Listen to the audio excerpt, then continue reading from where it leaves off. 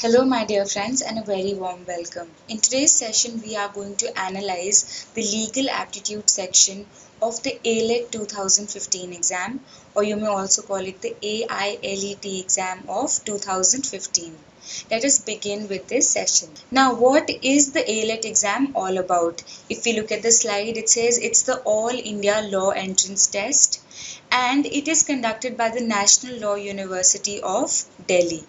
And it, unlike the CLAT exam, it is a paper based exam. So we all know very well that CLAT is an online exam. So please students remember that NLU Delhi conducts a paper based exam, and for the year 2016 it is scheduled for 1st of May. Let's proceed further. Now, what is the structure of the AILET exam? If you look at the total number of questions that you are expected to answer in this exam, they are 115 number, and the total marks weightage that this exam carries is again 150. So that automatically tells us that for every question it carries 1 mark. The duration or the time period that you will be given to attempt this exam is a total of 90 minutes or 1 hour 30 minutes. What is really important and you must remember is that this paper does not carry any negative marking. Also, what is the basic eligibility? You have to have a minimum of 50% in your 12th grade. So this is the outline of what the AILET exam is all about. Let's proceed further. Now, how is the paper divided? What is the sectional breakup and what are the areas that you're going to be tested on as far as the AILET exam is concerned? If you take a look at the slide, the sectional breakup is very similar to that of the CLAT exam, and we can primarily pinpoint 5 major sections, that is English, then there's general knowledge, legal aptitude, reasoning, and lastly mathematics. Now, if you look at the marks that have been allotted to all of these sections, we can clearly determine from a very glance at the slide that English, general knowledge, legal aptitude, reasoning, they all carry an equal weightage, that is of 35 marks each, and mathematics carries the minimum weightage of 10 marks. This slide is really important and we can understand that from the year 2008 to 2015, how have various questions been asked from different subjects. So if we look at the slide and we look at the year 2008, a lot of weightage was also being given to subjects like history and general science. But this trend obviously changed. In the year 2009, it came down to 7 for both history and general science. And if we look at the current scenario, that is very clearly from the year 2010 to 2015, AILET paper setters started following a uniform sectional weightage. That is, if you look at how you can see uniformity in the kind of weightage that has been allotted to all these sections. So one thing we can definitely be sure of after looking at the trend from 2010 to 2015, that these are the kind of marks that will be allotted to the various sections that we have discussed in the previous slide.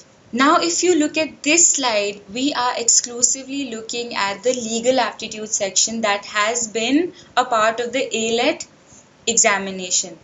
Now, if we carefully examine this slide, we will see how have various subjects been given emphasis from time to time. But if we exclusively focus on how there has been an allocation of marks to various subjects within the legal aptitude section, let us try to maintain our focus on the last 3 years. So as far as constitution goes, we can see there hasn't been a major fluctuation. Again, I would say for torts, not a very great variation.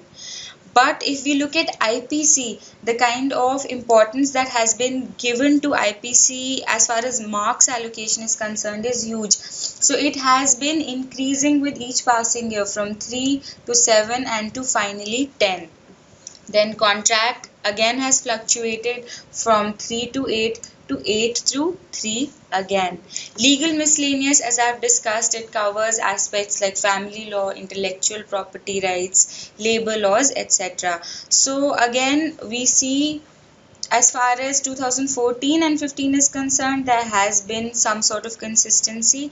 And again, legal GK, a lot of emphasis. So if we look at IPC and if we look at legal GK, maximum number of allocation of marks over there. So if you look at this slide, we are going to exclusively be dealing with the 2015 legal aptitude section. And if we look at the demarcation of this section from one aspect, then I would say that, as I've already mentioned, that most of these exams, as far as the legal aptitude section is concerned, they are going to ask you three types of questions. Either they are going to be principal fact questions, or they will ask you questions straight away on established legal facts, and finally you may be asked a question on the current legal GK or the current legal general knowledge affairs. Now, if we look at the first aspect, you were only tested on two sections. That is, you were asked questions from current legal GK, that is a total of 10 questions, and the remaining 25 questions were all principal fact questions. Now, if we look at the breakup of these two in entirety, let us look at the subject wise emphasis that was given. You were asked a total of 9 questions from the subject torts, then 2 questions from Constitution, 3 from the law of contract, and 10 from the Indian Penal Code, and finally 1 question came from the legal miscellaneous section, and it was from the family law section. So we know that we have a total of 10 questions based on legal facts and 25 questions based on the principal fact situations. So a total of 35 questions. So this is the most basic breakup of the 2015 legal section. Now the next slide discusses a question which has actually been picked up from the AILET legal aptitude section of 2015. Let us read this slide. Now the principle tells us that the occupier of a premise owes a duty of care to all his invitees and visitors. So from the very reading of the principle, we can be sure that this principle is based on the law of torts. Let us look at the factual situation that has been given to us. Lalit was running a dairy from his farm. People used a part of his farm as shortcut to get to a nearby railway station. Lalit, who did not approve of this, put up a notice that trespassers will be prosecuted. However, since a number of these people were also his customers, he tolerated them. One day, a person who was using this shortcut was attacked by a bull on the farm. The injured person filed a suit against him. Now we have to decide whether Lalit is liable or not as far as tortious liability is concerned. So the next slide tells us about the various options from amongst which we will have to choose the correct one. So if we take a quick glance at all these options, I would say that your answer lies in the last option, which says Lalit is liable because in fact he allowed the people to use his premises. Let us explain why we have reached this conclusion or why we have gone ahead with this option as our answer. Now, even though, as the slide tells us, Lalit had put up a board saying trespassers will be prosecuted, but even after having put up that board, he allowed people to continue using that piece of land. So, in a way, he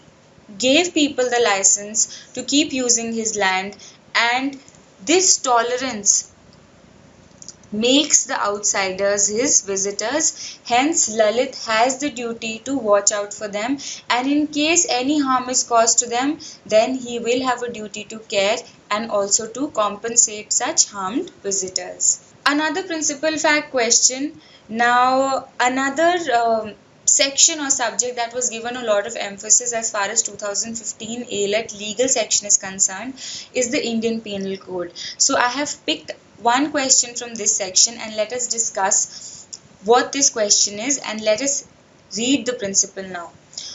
Whoever dishonestly takes away any property from the possession of another with an intention of such taking away without his permission is liable for theft. So we know that this section is based on the subject of the Indian Penal Code, and now let us look at the facts that have been given to us. Raja, a famous gangster, moves into an apartment in Kangur Kachi in Calcutta.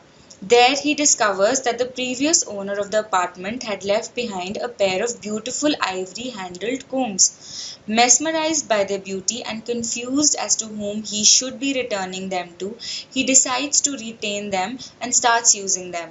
The previous owner of the combs gets to know this and registers an FIR for theft against Raja. Now we have to decide whether Raja is liable as far as the Indian Penal Code is concerned or not. Let us take a look at the options given on this slide. Now again we will carefully read these options and we will see which option fits into the principle that has been given to us. Now, a careful look tells us that the first option is most befitting, which says Raja is not liable as he has not taken it away from anybody else's possession and there was no dishonest intention. So, if we look at the explanation, we will understand one thing very carefully, that whatever was Raja's conduct, it somehow does not fit into the principle that has been given to us for the purpose of deciding this factual situation. Because first of all, there was no removal of movable property, it was not taken out of anybody's possession, and he did not have any dishonest intention to do so. So, if we look at the last part of the slide, it says that Raja cannot be made liable for theft because the property was not taken from the possession of the owner, and also this completely puts aside the concept of taking the owner's consent or the consent of the person who is in possession, since Raja was completely confused and unaware about who the owner was and it was already kept in the place that he decided to move in. So whenever we are deciding principal fact questions, we have to exclusively try to place the facts in the domain or in the outline that has been set for us by the principal. Another section that students were tested on were the current legal affairs. Like I already mentioned, 10 questions had been put from the current legal affairs section. So one of the questions that I've picked for the students is, which of the following recently became 123rd state party to the International Criminal Court? And the answer to this question is Palestine. And students, the International Criminal Court was set up under the Rome Statute. Another question from the current legal affairs section that the students were asked this year was, in which of the following cases the Supreme Court recently held that the demand for dowry can be made at any time and not necessarily before marriage? So these were the options that were given to us, and the correct option was State of Uttarakhand versus Bhim Singh and another, and this landmark judgment was given by the Supreme Court on 11th Feb 2015. As far as your current legal affairs are concerned, I would say that only experienced guidance and a regular habit of reading newspapers will make sure that you get good marks as far as the current affairs section is concerned. So students, with this we've come to the end of the analysis of the legal aptitude section for AILET 2015. I would conclude this session by requesting all the students to practice mock papers regularly, to go through the previous papers regularly, and to make sure that you all receive regular feedback and guidance from an experienced faculty. Thank you very much for your time.